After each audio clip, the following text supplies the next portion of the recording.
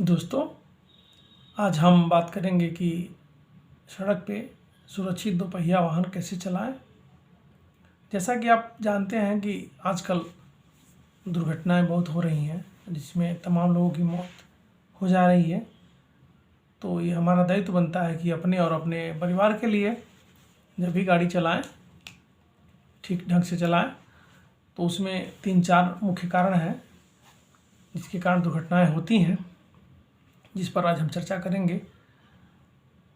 दुर्घटनाओं में देखा जाए तो कुछ तो उनकी गलतियां होती हैं जो सड़कों पे आम लोग चलते हैं, साइकिल से हों चाहे बड़ी गाड़ियां हों चाहे फोर व्हीलर आदि हों, उनके ठीक ढंग से गाड़ियों को न चलाने के कारण दुर्घटनाएं होती हैं। और कुछ तो हम स्वयं जिम्मेदार होते हैं। अगर इन बातों पे जिनको मैं बताने जा रहा हूँ अगर आप अमल करें तो निश्चित तौर पे जो हानियां हैं उसको कम किया जा सकता है और बचा जा सकता है। पहला काम तो आप जब भी गाड़ी चलाएं तो जूता पहने, जिससे आपका जो पैर है वो सुरक्षित रहता है। पैरों की अंगुलियां और जो हमारा पंजा होता है वो गिरने पे अक्सर चोटिल हो जाता है। तो जो सरकार के नियम हैं उसमें यह बताया गया है कि आप चाहे मौसम कोई भी क्यों ना हो, आप गाड़ी चलाते समय फुल जूता पहने और ठीक ढंग से उसको बांध के रखें। दूसरी जो चीज़ मैं बताने जा रहा हूँ वो तो बहुत ही ज़रूरी चीज़ है। अक्सर हम देखते हैं कि लोग जो हेलमेट है उसका इस्तेमाल कम करते हैं, और जो लोग गाड़ी के साथ रखते भी हैं तो ये प्रायः जो गाड़ी का लेग गार्ड है उसमें लटका देते हैं चलते वक्त, या हाथ में लिए रहते हैं। तो हेलमेट लटकाने के लिए नहीं है, वो आपका जीवन रक्षक है। उसे आप पहने और ठीक ढंग से पहने। ठीक ढंग से कहने का मतलब ये है कि आप कई बार देखा जाता है कि आप हेलमेट तो पहने हुए हैं लेकिन जो उसका पट्टा होता है गले में जो यहाँ फंसाया जाता है, उसका नॉब होता है, उसको आप फंसाते नहीं हैं और खुला छोड़ देते हैं, जिससे आप कभी सड़क पे गिरते हैं तो आपसे पहले आपका हेलमेट सीट से अलग हो जाता है, जिसका कोई फ़ायदा आपको नहीं मिलता और बड़ी दुर्घटना के शिकार हो सकते हैं। इसलिए उसका जो नॉब है उसको ठीक ढंग से फंसाएं। साथ ही एक समस्या और आती है, जब हेलमेट को हम जाड़े के महीने में पहनते हैं तो अक्सर जो गाड़ी चलाने वाले लोग हैं उसको जो पट्टे को है वो ढीला कर देते हैं। यही हेलमेट जब हम गर्मी में पहनते हैं और वो पट्टा ढीला ही रह जाता है, जिसको हम टाइट नहीं करते हैं, तो वो हमारी जो ठोडी होती है इससे गिरने पे वो जो उसका जो पट्टा होता है वो बाहर आ जाता है। तो इस कारण भी हेलमेट हमारे शरीर से, हमारे सिर से बाहर आ जाता है, जिससे हमारे सिर की बचाव नहीं हो पाती है। इसलिए हेलमेट को ठीक ढंग से पहने।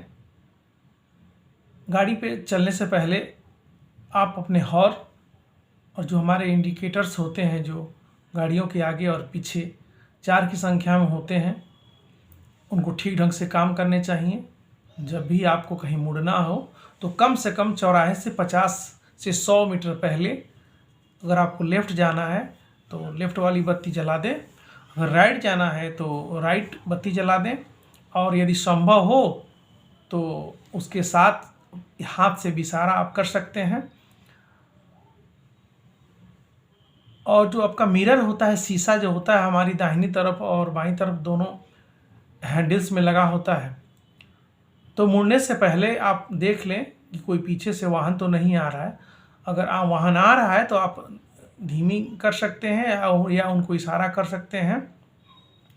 इस प्रकार ही आगे हम 100-200 मीटर तक देख सकते हैं कि कोई वाहन तो नहीं आ रहा है। अगर आ रहा है तो उनको हम संकेत दे सकते हैं, जैसे हमारी जो हेडलाइट्स हैं उनको जला के डीपर देकर, दिन में भी डीपर दे करके हम उनको यह समझा सकते हैं कि हमको यहाँ से लेफ्ट लेना है। तो ये सावधानियाँ अगर हम करते हैं तो हम बच सकते हैं दुर्घटनाओं से। और भी तमाम ऐसी चीज़ें हैं, जैसे कि हम रास्ते से अगर जा रहे हैं जहाँ पे सड़कें, गाँव से सड़कें आके लिंक करती हैं या छोटे कस्बों से हम उनसे अपरिचित हैं, तो यह ध्यान रखना है कि जब हम मुख्य सड़क पे चल रहे हैं तो कई बार ऐसा देखा जाता है कि तमाम लोग ऐसे होते हैं जो अचानक सड़क पे आ जाते हैं।